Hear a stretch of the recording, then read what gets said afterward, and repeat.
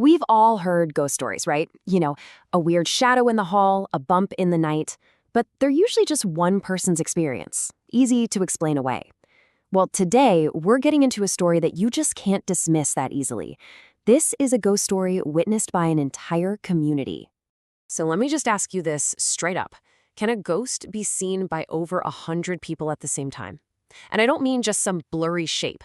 I mean seen, heard, and actually interacted with. It sounds totally impossible, right? But for one airline, it became a terrifying and very real problem. That's right. We are talking about more than 100 verified witnesses. We're talking pilots, flight attendants, even airline executives, all reporting the exact same ghostly figures. To really get how this could even happen, we have to go back to the tragedy where this whole thing began. So, part 1, the tragedy of Flight 401. This story doesn't kick off with a ghost. It starts with a very human mistake. It's a pretty chilling reminder of how the tiniest little thing can spiral into a massive disaster. Okay, picture this. It's December 1972. Eastern Airlines Flight 401 is making its final approach into Miami. The crew, top-notch, highly experienced. The weather, perfectly clear. But then a single tiny light, the one that confirms the landing gear is down, doesn't turn on. The pilots got so focused on this one little problem and took their eyes off the big picture. So here's how it all went down in those last few minutes. The pilots switch on the autopilot to give themselves a minute to figure out the light bulb. But while they're all distracted, someone accidentally bumps the control stick. Just a little nudge. But it was enough to switch the autopilot off. And the worst part? No one noticed. For minutes. That massive jet was silently, slowly descending right into the Florida Everglades. And this is where the story just gets absolutely heartbreaking. You have this entire cockpit crew, some of the best in the world, completely fixated on a burned-out $2 light bulb. And while they're doing that, they have absolutely no idea that the plane itself is falling out of the sky. The result was one of the most devastating crashes in aviation history. Of the 173 people on board, 90 lost their lives that night.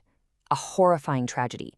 But believe it or not, the story of Flight 401 was far from over. In fact, this is where it starts to get really strange. All right, part 2, the ghost in the machine. So after the crash investigation, the airline made a decision that, on paper, made perfect sense. To save some money, they'd salvage any undamaged parts from the wreckage and use them on other planes in their fleet. They had no idea they were about to salvage more than just metal in wires. We're talking parts from the galley, electronics, even pieces of the fuselage, anything that was still in one piece. These parts were then spread out across the airline's other jumbo jets. And that's when the spooky reports started to trickle in. Before long, flight crews on planes that had these salvaged parts, they started reporting apparitions, ghosts. They'd see the faces of their dead colleagues looking back at them from an empty captain's chair or reflected in the cockpit instruments. At first, it was just whispers, but then it started happening more and more. I mean, listen to this one story. A flight attendant is taking a drink order from a man in a pilot's uniform who's sitting in a passenger seat. She goes to the galley to get his drink, comes back, and he's gone, vanished. She asks the person sitting next to the now empty seat where he went, and the passenger just looks at her totally confused and says, "You were talking to yourself, there was no one there." So these stories are spreading like wildfire within the airline. It became a full-blown legend. But it all came to a head on one specific flight, Flight 318, a plane that was known to have a lot of parts from the crashed aircraft. And this is where the story goes from just creepy to truly unbelievable. Okay, let's walk through exactly what happened. A flight attendant, Faye Merriweather, is working in the galley.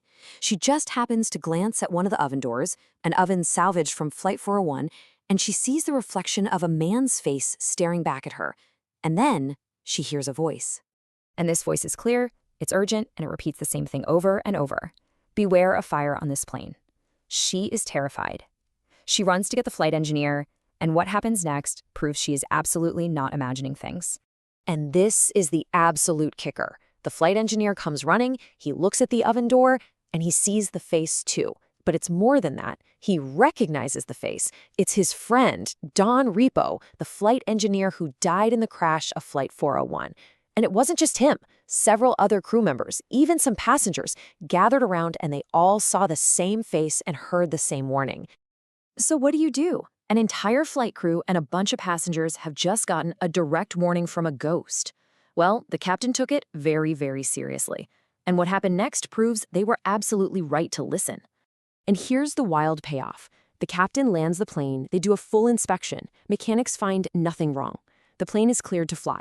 But on its very next flight out, one of the engines fails catastrophically. The crew, remembering Don Repo's warning about a fire, knew exactly what not to do. They handled the emergency perfectly, landed safely, and prevented a fire. Don Repo's ghost had literally saved their lives. After that incident, the airline couldn't just dismiss the stories anymore. The proof was undeniable. So, in a pretty historic move, management quietly sent out an order: get every single part from Flight 401 off of our planes. Now, and you know what happened once they removed them? The sightings just stopped. And that's where the official story ends. The parts were taken off, the ghosts disappeared. But the legend, that lives on. Because those parts weren't destroyed, they were just removed. Where did they end up? Did they even find them all? I mean, could a piece of that haunted airplane still be flying somewhere today? So the next time you're on a plane and you feel that sudden, strange chill run down your spine, you gotta wonder, is it just the air conditioning? Or could it be a warning from a friendly ghost making sure you get home safe?